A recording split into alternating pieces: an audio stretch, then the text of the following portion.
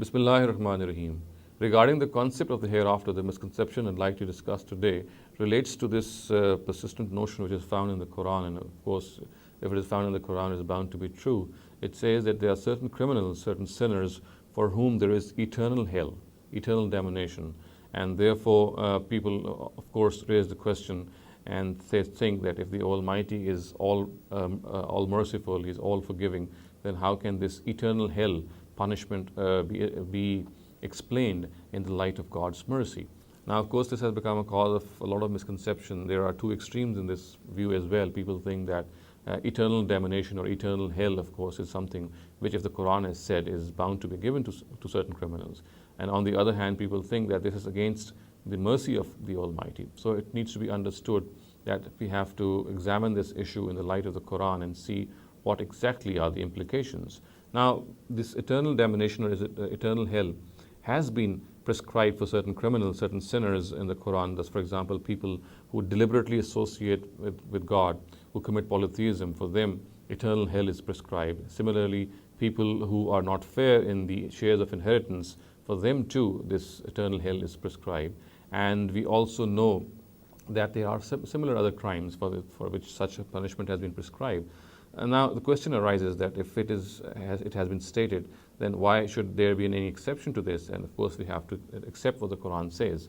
Now, as I said, as I've been saying in some of my lectures, that it is essential that whenever we derive a conclusion from the Quran regarding a particular issue, we must collate and collect all verses which relate to this issue so that we can have a complete picture.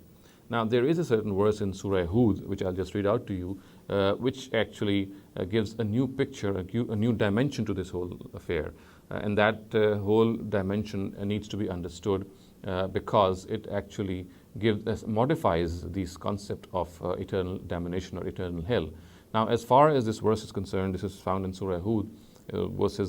Actually, these are two verses, verse 106 and verse 107.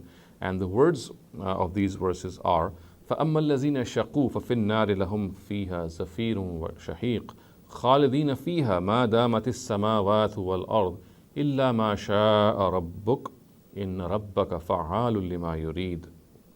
So simple translation reads, then the damned shall be cast into the fire. Here they will groan and scream, and shall abide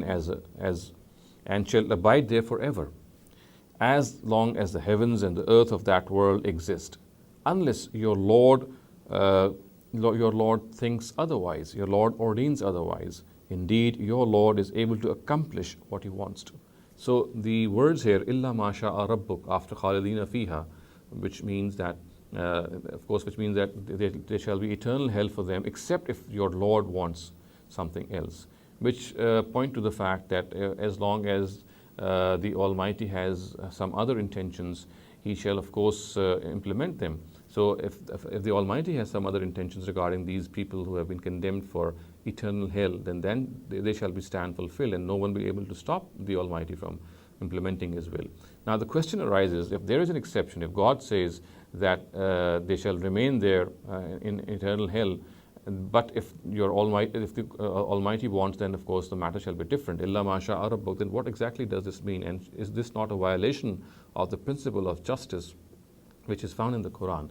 Now, first of all, it needs to be understood that if the Almighty wants, as these verses say, illa ma sha'a rabbuk, then of course He can reduce the punishment of this eternal hell. For example, He can give a different punishment which has a lesser period of time. Similarly, if the Almighty burns those criminals away and reduces them to ashes, then this again would be a form of reduction.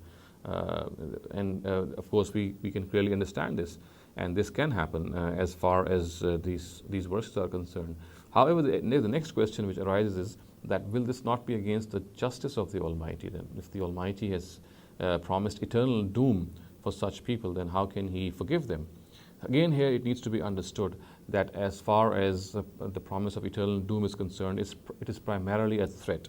It is primarily a threat. It is something which the Almighty has threatened such criminals with, and it's not a promise in the true sense of the word, the way promises are made. So therefore, if this threat is reduced by the Almighty, there's some reduction in this threat. As I said, two very clear forms of this reduction are One of them is, of course, that some lesser form of punishment is given, and the other form of punishment, the other form of reduction is that such criminals are burnt to ashes.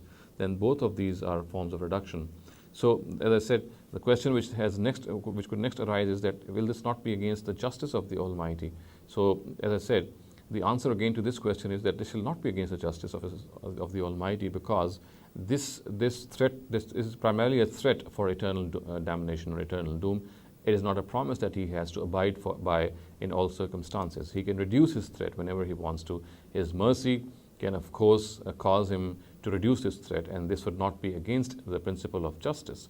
So, in a nutshell, we can say that eternal hell and eternal damnation, which is prescribed for certain criminals in the Quran, is, of course, a concept that is clearly enshrined in the Quran. But these particular verses of Surah Hud clearly spell out that there is this element of mercy found, and the Almighty, in all probability, shall reduce the punishment of such criminals. And of course, the forms of reduction which I've just alluded to could be different. I've just alluded to two principal forms, and this would not be against the justice of the Almighty also. So, in a nutshell, we can say that eternal hell or eternal doom, which is generally found in some verses of the Quran, if this is interpreted in the light of these particular verses, it would clearly say that even such criminals should expect that the Almighty would forgive them or reduce their punishment after a specific period of time. أقول قولي هذا واستغفر الله لي ولكم ولسائر المسلمين والمسلمات.